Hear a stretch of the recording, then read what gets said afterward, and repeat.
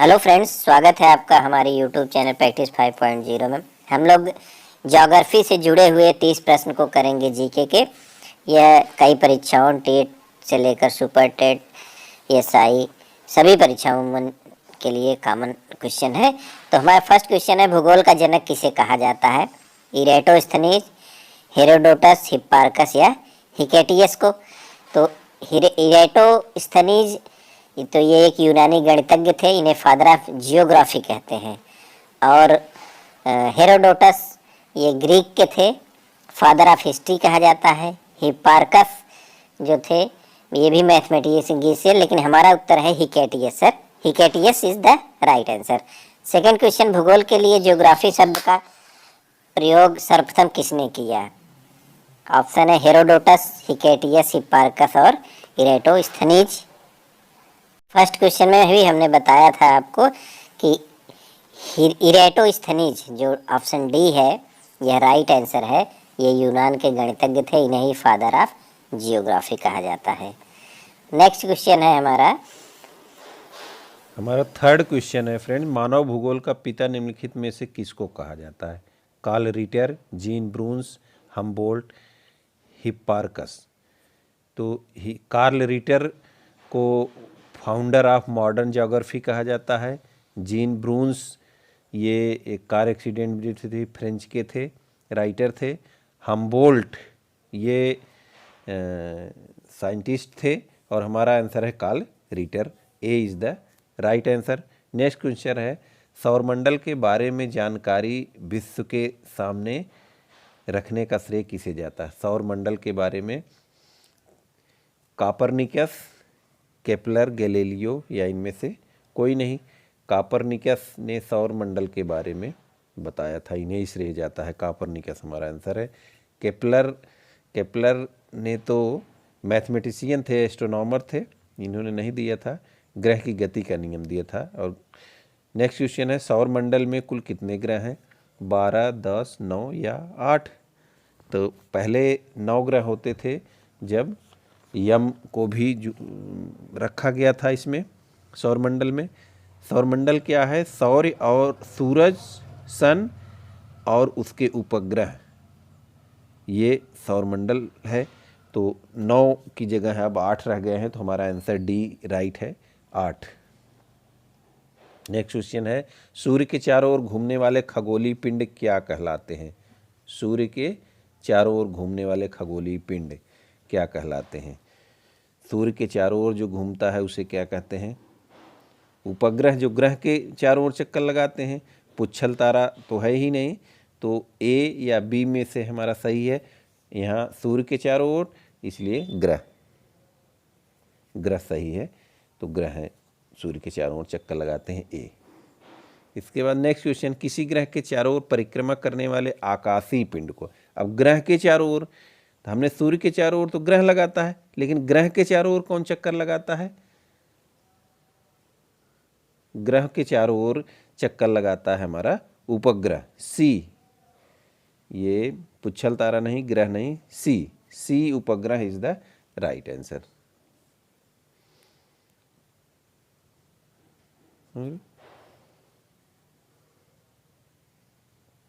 हमारा क्वेश्चन है, ग्रहों की गति का नियम किसने प्रतिपादित किया?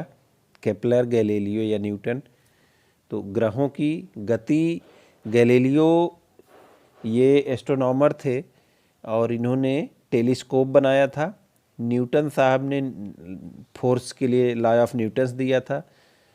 तो हमारा आंसर फ्रेंड्स सही है, ए, केपलर ने ग्रहों की गति का नियम दिया था।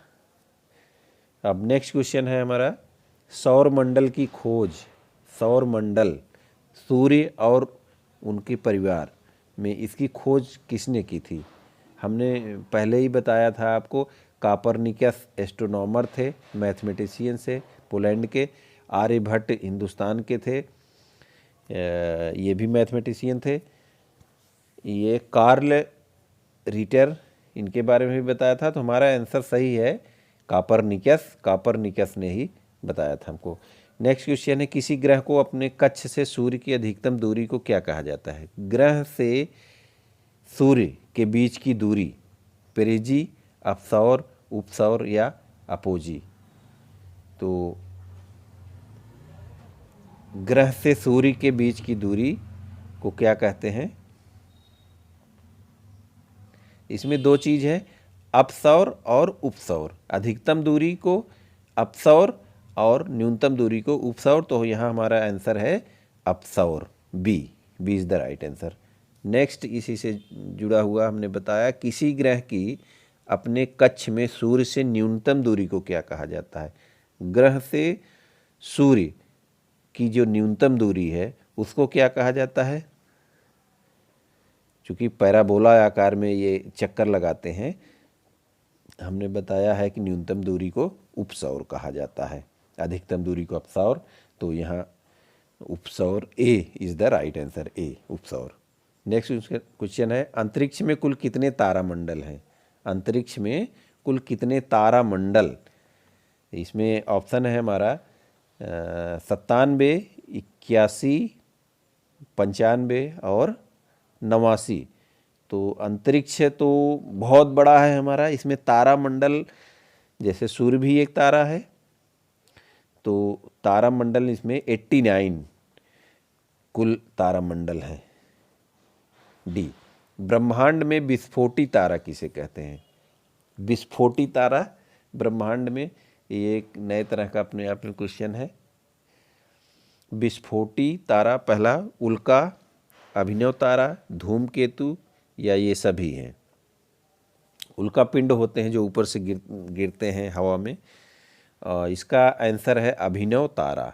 ये ब्रह्मांड में विस्फोटी तारा के नाम से जाना जाता है, अभिनव तारा। नेक्स्ट, सूर्य का प्रकाश पृथ्वी तक पहुंचने में कितने मिनट लगते हैं? सन जब निकलता है तो सन की लाइट अर्थ तक आने में कितने टाइम लगता है? ये सेकंड में कहेंगे तो 500 सेकंड होता है। 500 सेकंड याद करने में ज़्यादा आसानी होगी। 500 सेकंड को अगर हम 6 48 8 मिनट 3 सेकंड कह सकते हैं इसको। ये बी आंसर राइट है। सूर्य के सबसे दूर कौन सा ग्रह है? सूर्य के सबसे दूर कौन सा ग्रह है? तो हम इसको समझ सकते हैं, बुध, शुक्र, पृथ्वी, बृहस्पति, शनि, अरुण, वरुण, यम, हिंदी में इसको कहते हैं। तो बुध तो सबसे पास का है और सबसे दूर का है यूरेनस, नेपच्यून, प्लूटो। तो प्लूटो को तो यहाँ हटा दिया गया है। यूरेनस, नेपच्यून है जिसे वरुण कहा जाता है, सी। कौन सा ग्रह सूर्य के सबसे निकट है? सबसे पास में हमने बताया आपको, बुध सबसे पास में है, प्लूटो सबसे दूर है जिसे अब ग्रह की संज्ञा नहीं मिली हुई है, बृहस्पति बीच में होता है और शुक्र है। तो हमारा आंसर यहाँ ए, बुध सही आंसर है। ये सूर्य के सबसे ज़्यादा नज़दीक है बुध, तो ए is the right answer. Next, किस ग्रह में चंद्रमा की तरह कलाएं होती हैं? जैसे चंद्रमा में वलय होते हैं उसी तरीके से किस ग्रह में कला होती है? मंगल में, शनि में, बुध में या बृहस्पति में ये कलाएं होती हैं? बुध में। तो हमारा आंसर सी आंसर सही है, बुध। नेक्स्ट क्वेश्चन है हमारा फ्रेंड्स, सौरमंडल का सबसे तीव्र ग्रह कौन सा है? सबसे तेज चलने वाला, सूर्य के चक्कर लगाता है, तो मंगल जो नज़दीक होगा वो तेज चलेगा।